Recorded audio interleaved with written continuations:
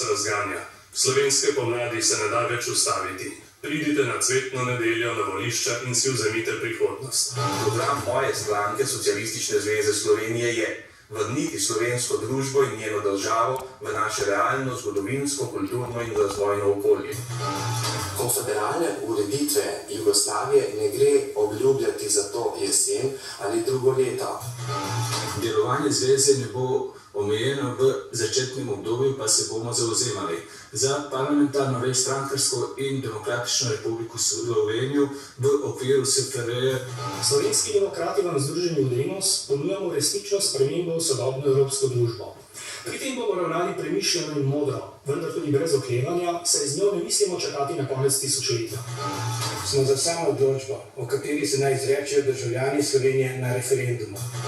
Če ste za zeleno, ne dovolite, da vas zavedejo tisti, ki so kakor v šalah z radia Erevan v principu proti jedrski energetiki, niso pa za zaprtje jedrske elektrarne.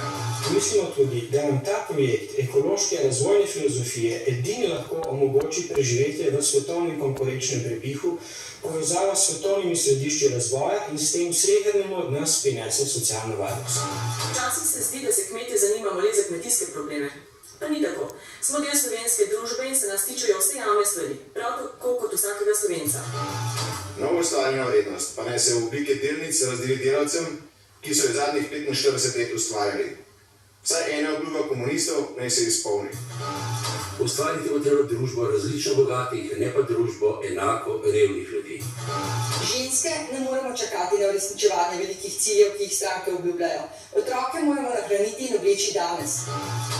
Neodvisna lista novih družbenih gibanj sledi zakonitosti življenja presenečenja. Zato nima le trdnega programa in tudi obljubljati nismo vajeni. Upokojenci se želimo aktivno vključiti vse tiste oblike političnega in družbenega udejstvovanja, ker bodo v čim večji meri izkoriščene naše delovne in življenjske izkušnje.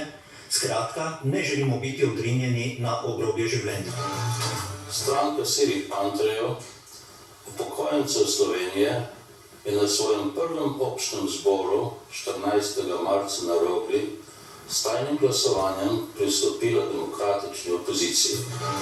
Velikega petka smo doživeli dovolj, prihaja cvetna nedelja.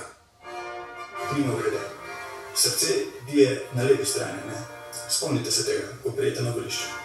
Pred 25 leti je dr. Slavoj Žižek prav vizionarsko napovedal, kaj so sanje in kakšna bo, po vsej verjetnosti, realnost.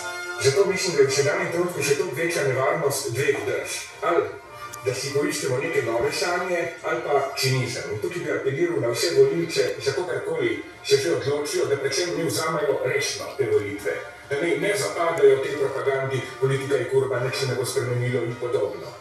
Res, povsem resno jih je treba vzeti, hkrati pa paradoksno ne pričakujejo preveč, v pomenu, da bo pa zdaj demokracija nove sanje. Mene najbolj skrbi trenutek streznitve potem, ko bojo opazili ljudje, da le to ni odrešitev, potem šele nas čaka po mojem resno delo, potem, ko bomo izkusili meje demokracije.